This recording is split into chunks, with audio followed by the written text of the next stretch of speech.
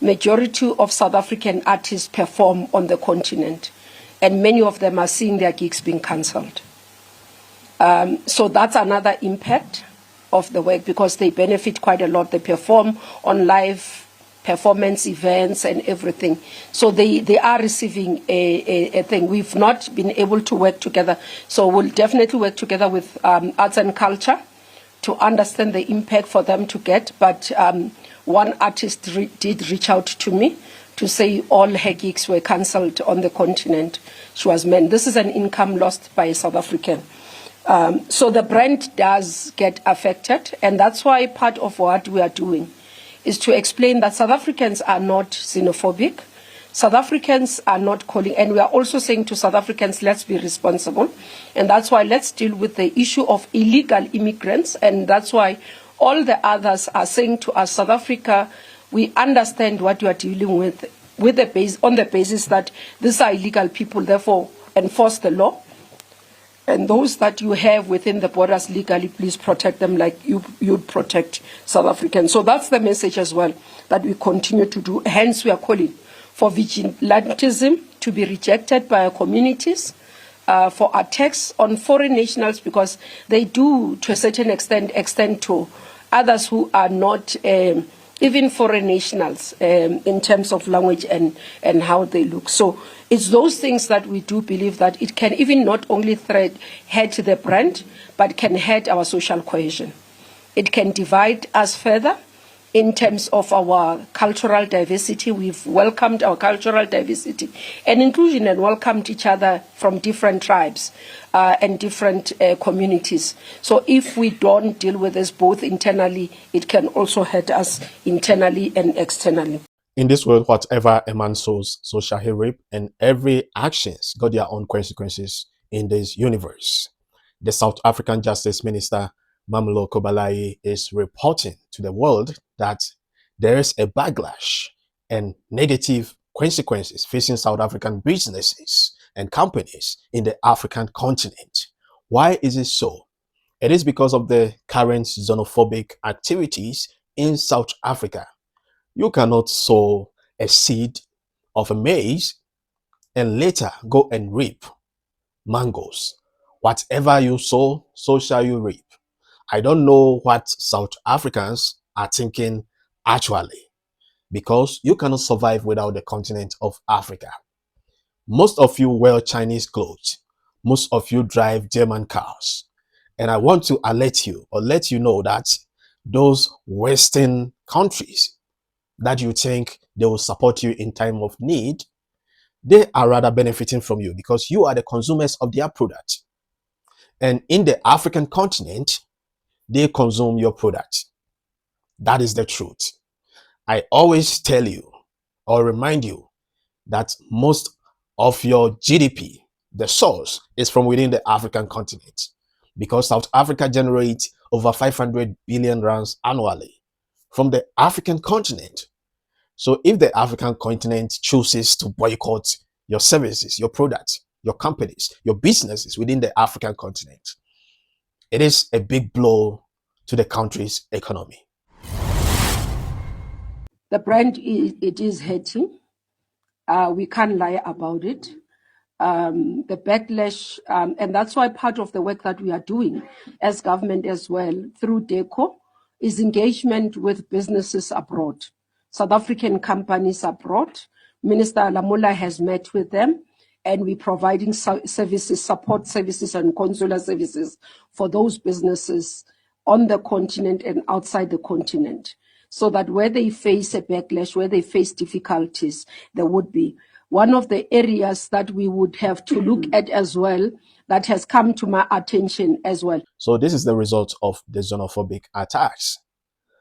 I don't want to hear any South Africans saying that Africans are being wicked towards them. Where is your conscience when you are killing your fellow African because he or she is not a South African?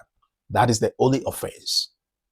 Is there any foreigner in the continent of Africa? If you want Africans to patronize on your goods and services, then you must treat them right. And don't tell me that it is about illegal immigration. If it is about illegal immigration, then you must not target a certain group of people because you are targeting Africans. This is Afrophobic and xenophobic at the same time. It got nothing to do with illegal immigration. Because if it is so, you must target all group of people and ask them questions. Ask for their documents. But no, you are targeting fellow Africans. And it's not even about documents. You are beating them, killing them, chasing them away.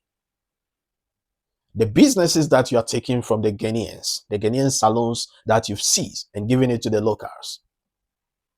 Did you ever ask them about documentations? No. Those you are killing, did you ever ask them about documentations? No. And even if they don't have documents, do they deserve to die because they don't have documents? I see a lot of people asking on the internet that do they have documents? Even at the point of death, you still ask, do they have documents? So if they don't have documents, you must kill them. Where is your humanity? Are you truly humans or you are turning into animals? That is the question I'm asking. So the response from the African continent is fair. If you can survive on your own in isolation, then do it.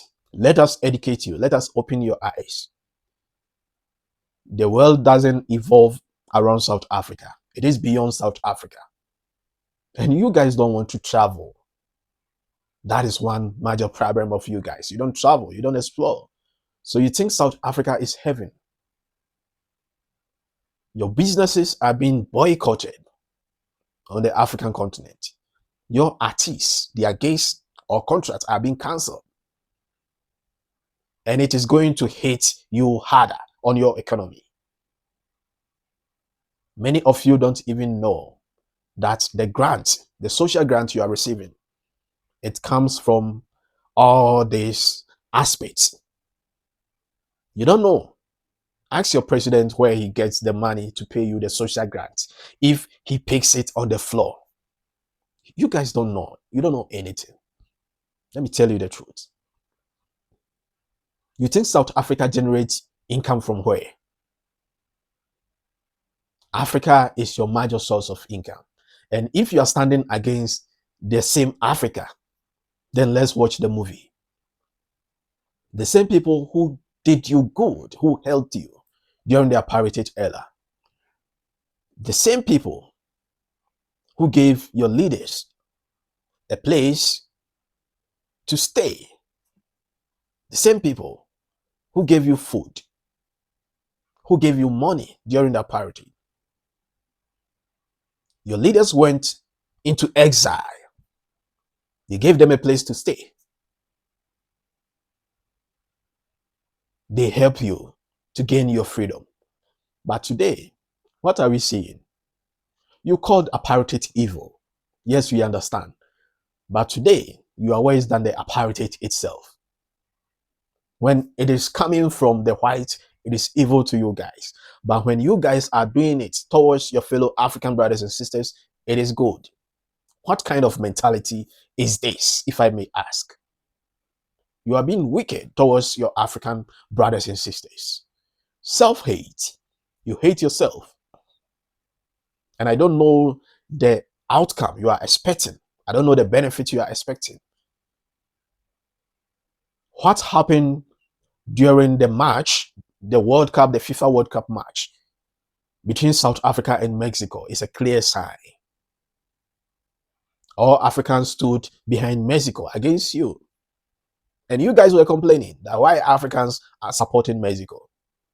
Why should they support South Africa if you are killing them, if you're intimidating them, just because they are not South Africans in your country? And you want them to support you for what reason? You want them to patronize your companies, your businesses. You want them to support your artists, your musicians. For what reason? You must finish what you started. You are asking for isolation. You are asking for South Africa to be an island within the African continent. And that is exactly what they are giving it to you. That is exactly what the African continent are responding to. You cannot kill them. You cannot intimidate them and expect good things from them. Probably they will respond and it will not be good. You always want to be happy, but yet you don't want a fellow to be happy. And you expect a fellow to make you happy, even when you are killing their people, even when you are intimidating their people. What kind of mentality is this? And who do you think you guys are that you can intimidate people, you can kill people, and nothing will happen? And yet that same people will smile in return. For what reason? You guys, most of you are not behaving like humans. But oh yes, we got intelligent South Africans, but few of them. Enough is enough. It's about time you change your mindset. Maybe fellow Africans can forgive you. Although it will not be easy, because this time Africans are responding to what you gave them. They are giving you back. And if care is not taken, it will be harder than this. Change from your stupidity. It is not too late. A word to the wise, as I always say, it is enough. Like the video, share it, and subscribe to the channel. My name remains Don Cyrus. I will see you in my next video. I appreciate your time. Thanks for watching. Stay awesome.